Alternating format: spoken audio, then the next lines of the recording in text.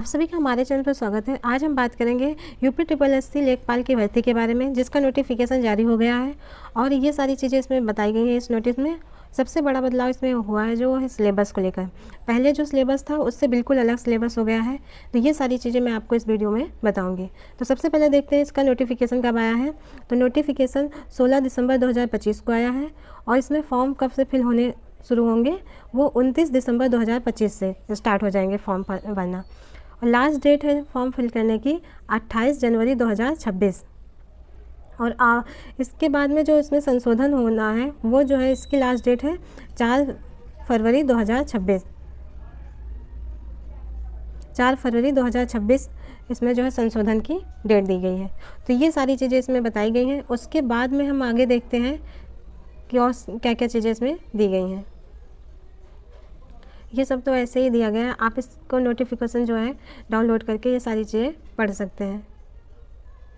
देखते हैं क्या क्या चीज़ें हैं। हाँ, सबसे बड़ी बात तो ये आवेदन शुल्क कितना है।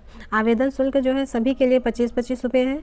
वो चाहे जिस कैटेगरी का है वो उसके लिए सबके लिए फ़ीस जो है 25-25 रुपये ही है। इसके बाद देखते हैं पदों का विवरण। पदों का विवरण में क्या क्या चीज़ें दी गई हैं ये देख लेते हैं। यहाँ पर ये सारी चीज़ें इसमें दी गई हैं। पदों की संख्या है 7,994, जिसमें जनरल कैटेगरी की है 4165 पद और ओबीसी के हैं 1446 पद, अनुसूचित जाति के हैं 150 पद, अन्य पिछड़ा वर्ग यानी कि एसटी एससी जो हैं पद कितने हैं 1441 और ईडब्ल्यूएस के जो हैं 792 पद हैं। तो ये पदों का विवरण था। शैक्षिक योग्यता क्या है ये सारी चीज़ें देख लेते हैं।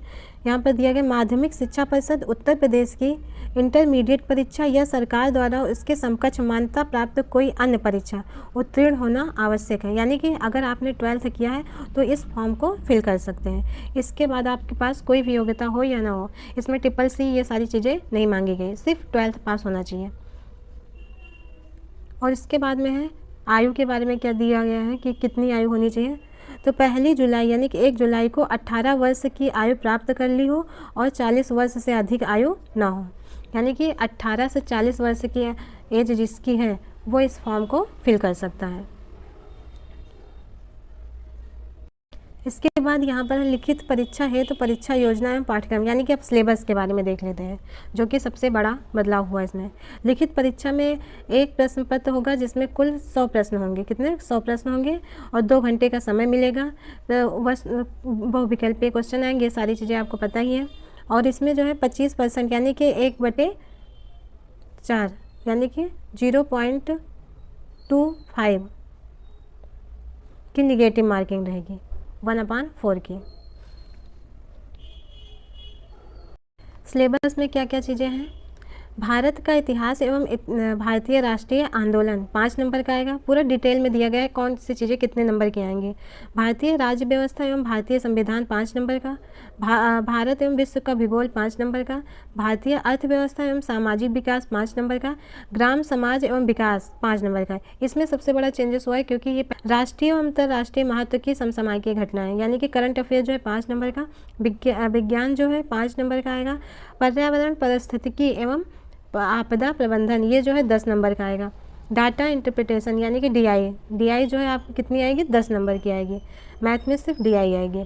और सामान्य हिंदी जो है 10 नंबर की आएगी। इसके आगे क्या चीज़ें हैं सब। और उसके बाद में है दूसरा भाग जो है कंप्यूटर और यूपी जीके का है। इसमें जो है पहले जैसे कि यूपी ट्रिपल एससी के सारे पेपर में आप लोग जानते हैं कि उसमें कंप्यूटर और यूपी जीके का पोर्शन रहता ही है, और उसी तरीके से इसमें भी ये चीज़ें की गई हैं। कंप्यूटर जो है 15 नंबर की आएगी और यूपी जीके जो है 20 नंबर का। टोटल हमारा जो है 100 क्वेश्चन रहेंगे और 100 नंबर मिलेंगे हमको। तो ये सारे सिलेबस के बारे में हमने आपको बता दिया। तो इसके बाद में और कुछ चीज़ें नहीं है, ये सारी जो सिलेबस है उस डिटेल में दिया गया है कि इतिहास से कहाँ से क्वेश्चन आएंगे, पॉलिटी से कहाँ से आएंगे, ये सारी चीज़ें इसमें डिटेल में दी गई हैं। कि सबसे ज़्यादा फोकस हमें करना चाहिए तो किस पे करना चाहिए, यूपी जीके और कंप्यूटर पे। क्योंकि यूपी के हमारा 20 नंबर का आएगा और कंप्यूटर हमारा 15 नंबर का आएगा। इसको हमें अच्छे से तैयार करना है। अगर बच्चे जो तैयारी कर रहे हैं उन्हें सबसे ज़्यादा जो है इन 2 सब्जेक्ट पे फोकस करना चाहिए। फिर हिंदी है, हिंदी 10 नंबर की आएगी। मैथ है, मैथ में जो है DI आएगी, DI भी हमारी 10 नंबर की आएगी। तो ये सारे एग्जाम नहीं होंगे। ये सारी चीज़ें मैंने आपको डिटेल में बता दी हैं। अगर आप लोगों को वीडियो अच्छा लगा हो तो हमारे चैनल को सब्सक्राइब करें, वीडियो को लाइक करें, शेयर करें। Thank you.